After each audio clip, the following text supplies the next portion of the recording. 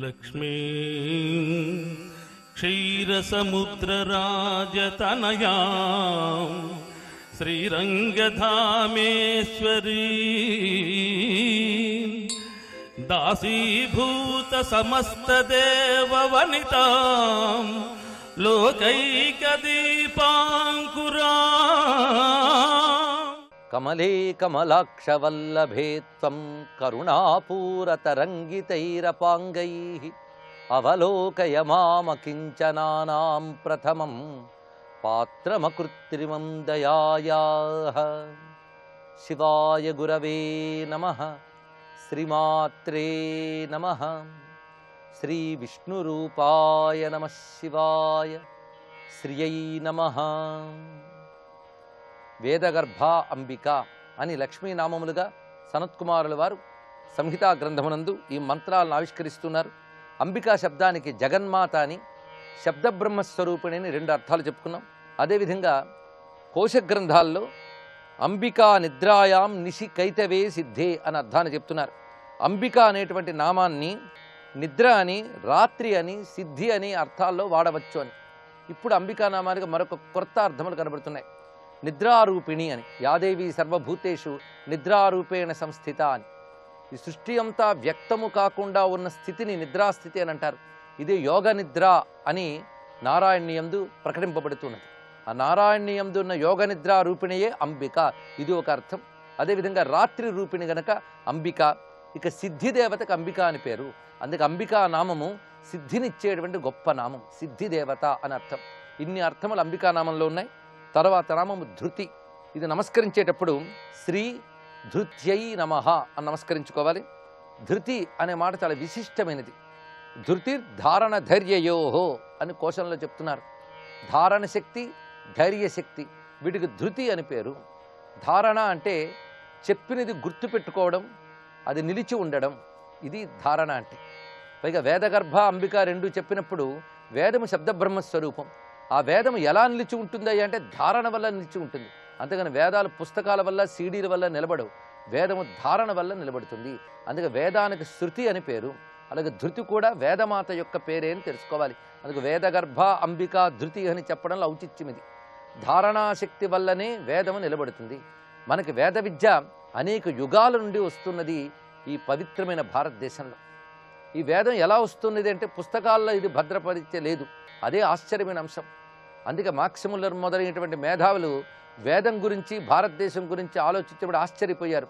ప్రపంచం మొత్తం మీద పుస్తకం అవసరం లేకుండా కాపాడబడినటువంటి గొప్ప విద్య వేద విద్య మాత్రమే. అది తెలుసుకోవలసినది. ఒక్కొక్క వ్యక్తి ఒక్కొక్క సంస్థగా నిలబడిపోయి వేదాన్ని కాపాడుతున్నారు. అందుకే వేదము శృతి. శృతి అనగా ఋషులు తపశ్శక్తితో విన్నారు గనక దానికి శృతి అని పేరు. వారు తపశ్శక్తితో అతీంద్రియమైనటువంటి దివ్య శబ్దంలో విన్నారు వారు, అందుకు దానికి శృతి అని పేరు. ఆ విన్నది శిష్యులకు మౌఖికంగా బోధించారు. వాళ్ళు గురువుల ద్వారా నేర్చుకుని విని వాళ్ళు మళ్ళీ దాన్ని ధృతిలో పెట్టుకున్నారు. అందుకే శృతి ధృతి ఈ రెండింటికి ఉన్నటువంటి అనుబంధం ఇది. శిష్యులు గురుముఖతః విని వాళ్ళు సాధన చేసి వల్లె వేసి వారి యందు నిలుపుకున్నారు దాన్ని. అందుకే ధారణ, నిలుపుకొనుట అని అర్థం. వేద విద్య ఇలా శృతిగా ధృతిగా ఉన్నది, ధారణారూపంతో ఉన్నది. అంతేకాదు ఎన్నో విద్యలు నేర్చుకుంటాం, కానీ నేర్చుకున్న విద్య జ్ఞాపకంలో ఉండాలి, గుర్తులో ఉండాలి. ఎప్పుడు కావాలంటే అప్పుడు తిరిగి దాన్ని వినియోగించుకోగలగాలి. అందుకు విద్య యొక్క గొప్ప స్వరూపం ధారణ. వేదమునందు ధారణా మంత్రాలు కొన్ని చెప్పారు. మేధ, ధారణ, ప్రజ్ఞ, ఇవన్నీ కూడా బుద్ధిశక్తి యొక్క రకరకాల అద్భుతమైనటువంటి ప్రతిభలు. అలాంటిది ఇక్కడ ధృతి అనేది ధారణాశక్తి అని చెప్పబడుతుంది. ఇంకొక అర్థంలో ధృతి అంటే ధైర్యము. ధైర్యము అంటే నిలుకడ అని అర్థం. ధైర్యలక్ష్మి అని ఒక వ్యవహారం మనకు కనబడుతున్నది. అష్టలక్ష్మంలో కూడా ధైర్యలక్ష్మి ఉన్నది. కొన్ని పురాణాల్లో అయితే ఏ లక్ష్మి వెళ్ళిపోయినా పర్వాలేదు కానీ ధైర్యలక్ష్మి ఉండాలి అని చెప్పారు. అంటే మిగిలిన లక్ష్ములు ఉండకూడదని కాదు అర్థం. ధైర్యలక్ష్మి ఉంటే మిగిలిన లక్ష్ములన్నీ వస్తాయని చెప్పడం ఇక్కడ. అందుకే ధైర్యే సాహసే లక్ష్మి అని ఒక ప్రసిద్ధి చెందిన వాక్యం మనకి ఉన్నది. ధైర్యము సాహసము ఎక్కడుంటుందో లక్ష్మి అక్కడ ఉంటుంది అని అర్థం. అందుకే ధైర్యం ఒక లక్ష్మి, సాహసం మరొక లక్ష్మి. అందుకు ఒక ఆధునిక కవి అంటాడు, సాహసి కానివాడు జీవిత సమరానికి పనికిరాడని. సాహసం ఉండాలి. ఏదైనా పని చేయడానికి కావలసినటువంటి ఒక సంసిద్ధతని సాహసము అని అంటారు. దానితో పాటుకు భయం లేకుండా దాన్ని చేయడానికి కావలసినటువంటి పటిమ, మనస్సు యొక్క బలాన్ని ధైర్యము అని అంటారు. ఆ ధైర్యం ఉండాలి, అది ధృతి. దీనికి నిలుకడ అని తెలుగులో చెప్పవచ్చు.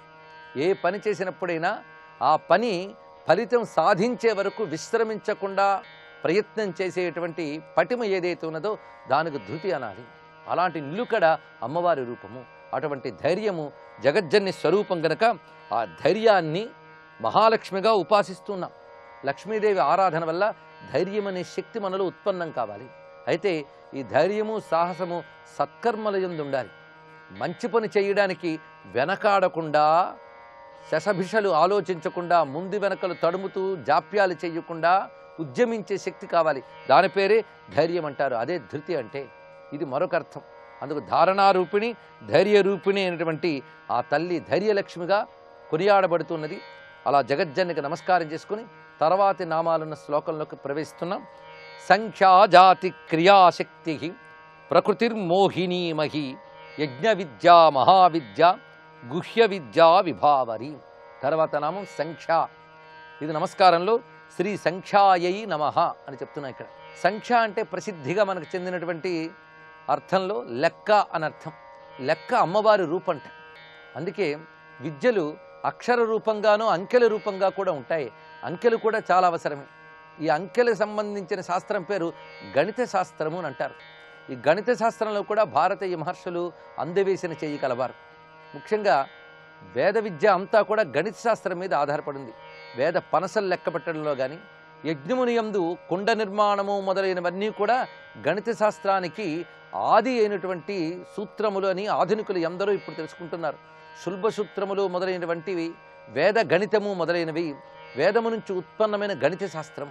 అందుకే గణిత శాస్త్రంలో ప్రాచీన భారతీయులదే అగ్రస్థానం, ఆదిస్థానం అని పరిశోధకులు అంగీకరిస్తున్నటువంటి మాట. ముఖ్యంగా జ్యామితి అంటే జామెట్రీ మొదలైనవన్నీ కూడా యజ్ఞ విద్యల యందు కనిపిస్తూ ఉంటాయి. అదొక ఆశ్చర్యకరమైన అంశం. ఈ మధ్య పరిశోధించి వాటిని గ్రంథాలుగా తీసుకువచ్చారు. జామెట్రీ ఇన్ వేదిక్ యజ్ఞాస్, వేద యజ్ఞముల యందు ఆ జామితి శాస్త్రం ఎలాగ అభివృద్ధి చెంది ఉన్నదో ఆశ్చర్యం వేస్తుంది. అలాగే బీజగణితం కానీ, మిగిలిన గణితములు కానీ ఇవన్నీ కూడా భవ్యమైన వేద సంస్కృతి నుంచి విస్తరించినవి. అందుకే వేదగణితం మొదలైనవి చాలా ప్రసిద్ధి చెంది ఉన్నాయి. ఇప్పుడు అటువంటి ఆ గణిత శాస్త్ర రూపిణ అమ్మవారు. గణితం కూడా భగవద్విద్యయే. ఈ గణితాన్ని ఆధారం చేసుకుని జ్యోతిర్విజ్ఞానం అంతా వచ్చింది. అందుకే నేటికి కూడా ఏ యంత్రాల సహాయం లేకుండా గ్రహణం ఏ క్షణంలో పడుతుందో కూడా నిక్కచ్చిగా ఖచ్చితంగా చెప్పగలిగే విద్య జ్యోతిష్ శాస్త్రంలో ఉంది. దానికి కారణం గణితం. జ్యోతిష్ శాస్త్రం భారతీయ గణిత శాస్త్రానికి ఒకానొక మూల విద్య. అందుకు అక్కడ కూడా సంఖ్య కనబడుతున్నది. అందుకు సంఖ్య మీద ఆధారపడే ఇటు జ్యోతిర్విజ్ఞానం ఆధారపడింది, యజ్ఞ విజ్ఞానం కూడా ఆధారపడింది. మన బ్రతుకంతా ఒక లెక్క మీద ఆధారపడింది. ఆ లెక్క భగవత్ స్వరూపం, అది అమ్మవారి రూపం. ఏది ఎప్పుడు ఎంతవరకు ఉండాలనేది ఒక లెక్క. ఆ లెక్కయే అమ్మవారు. అటువంటి సంఖ్యారూపమవుతున్నది. అంతేకాదు, ఇప్పుడు వేదమునందు కూడా మంత్రములకు కొన్ని సంఖ్యలు ఉన్నాయి. ఇక యజ్ఞమునందు ఏ ఆహుతులు ఎంత వెయ్యాలి, ఏ దేవతకి ఏ ఆహుతులు ఏ సంఖ్యలో వెయ్యాలో కూడా చెప్పబడుతున్నది. పైగా మంత్రజపాల్లో కూడా ఒక్కొక్క మంత్రానికి ఒక సంఖ్య చెప్పబడుతున్నది. ఆ సంఖ్యలో ఒక శక్తి ఉత్పన్నమవుతుంది. ఉదాహరణకి 108 మార్లు జపించండి అంటారు. ఎందుకు 108 జపించాలి, లేదా 1008 ఎందుకు జపించాలి అంటే దాని యోగశాస్త్రంతో అద్భుతమైన అనుబంధం ఉన్నది. మొత్తం మన పాదముల నుంచి ప్రాణశక్తి 108 అంగుళాల వరకు వ్యాపించి ఉంటుందిట. తల వరకు 96 అంగుళాలు, ఆ తలకు పైన కూడా 12 అంగుళాల వరకు ప్రాణశక్తి వ్యాపించి ఉంటుంది.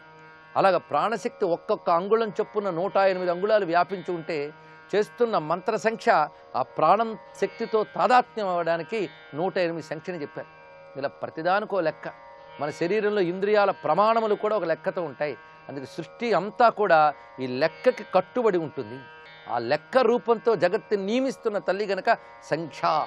అందుకు సంఖ్యాయై నమః అనే నామం అంత దివ్యమైనటువంటి అర్థాన్ని కలిగి ఉన్నది. ఇది వేదగర్భ, వేదమాత అని వేదమునకు చెప్తున్నటువంటి నామములుగా భావించుతూ సంఖ్యని ఈ విధంగా అన్వయించుకున్న యజ్ఞమునందు వేదాంగములైన జ్యోతిషము, యోగము మొదలైనటువంటి శాస్త్రమునందు కూడా సంఖ్య యొక్క ప్రాధాన్యం ఉన్నది. ఇంకొక అర్థంలో మనం పరిశీలిస్తే మొత్తం లక్ష్మీ సహస్రనామములన్నీ కూడా వేద విద్యకు సంబంధించిన నామాలుగానే వ్యాఖ్యానించుకోవచ్చు. వేదం అంటే ఏమిటో అర్థమైపోతుంది. అలాగా అర్థం చెప్పుకుంటూ వెళితే వేదపరమైన అర్థాలే మొత్తం 1000 నామాలకి లభిస్తాయి. అదొక కోణం పరిశీలిస్తే. సరే, సంఖ్యా శబ్దానికి మరొక అర్థం తెలుసుకోవాలి. ఇక్కడ ఇన్ని అర్థములు ఈ నామానికి కనబడుతున్నాయి. సంఖ్య అంటే సమ్యక్ క్షానం యస్యాస్సా సంఖ్య అన్నారు. గొప్ప ఖ్యాతి కలిగినది అంత. క్ష అంటే ఖ్యాతి, పేరు.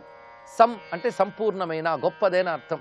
గొప్పదైన కీర్తి కలిగిన తల్లి సంఖ్య అంటే. అంటే దేవతల చేత, శాస్త్రముల చేత కొనియాడబడుతున్న కీర్తి అమ్మవారిది. అసలు అమ్మవారి కీర్తియే ప్రపంచమంతా వ్యాపించున్నది. అసలు కీర్తియే అమ్మవారు. లక్ష్మీ స్వరూపాల్లో ఒకటి కీర్తి. అందుకు శ్రీహి, ధృతి, కీర్తి ఇవన్నీ కూడా అమ్మవారి రూపములు. అందుకే ధృతి, సంఖ్య అని చెప్పడంలో ధైర్యము, కీర్తి, యశస్సు ఇవన్నీ కూడా అమ్మవారి రూపములే. ఇది ఒక అర్థంలో. ఇక సంఖ్య అంటే మరొక అర్థం యుద్ధము అని అర్థం. ఇది సంఖ్యం సమీకం సంపరాయకం యుద్ధమాయోధనం అని కోశంలో చెప్తున్నటువంటి మాట. కోశము అనగా డిక్షనరీ, నిఘంటువు అని అర్థం. అలా ఇక్కడ యుద్ధము అని అర్థం. యుద్ధస్వరూపుడు అమ్మవారు. ఎందుకంటే యుద్ధంలో ఉండే పరాక్రమము, ప్రతాపము, యుద్ధంలో ఉండే జ్ఞానము. యుద్ధంలో కేవలం పరాక్రమ ప్రతాపాలే కాదు, బుద్ధి యొక్క అన్ని శక్తులు యుద్ధంలో వ్యక్తమవుతాయి. బుద్ధి ఏకాగ్రంగా ఉండాలి. యుద్ధంలో రకరకాల వ్యూహాలు వేయాలి. అందుకే బుద్ధిశక్తి కానీ శరీరశక్తి కానీ ప్రకటింపబడేటువంటిది యుద్ధమే. అందుకే శక్తి సంపూర్ణంగా విచ్చుకునే చోటు యుద్ధం. అందుకు పరాశక్తి యుద్ధరూపిణి. అందుకే విజయలక్ష్మి, ధైర్యలక్ష్మి ఇవన్నీ కూడా యుద్ధమునందు చెప్పబడుతున్నాయి. అందుకు యుద్ధ రూపముతో ఉన్నటువంటి తల్లి అని మరొక అర్థాన్ని చెప్పుకోవాలి. ఈ విధంగా ఇప్పటికి 3 రకాల అర్థాలను చెప్పుకున్న సంఖ్యా శబ్దానికి ఇంకా అర్థాలు రేపు తెలుసుకుందాం. సర్వం శ్రీ జగజ్జనని చరణారవిందార్పణమస్తు.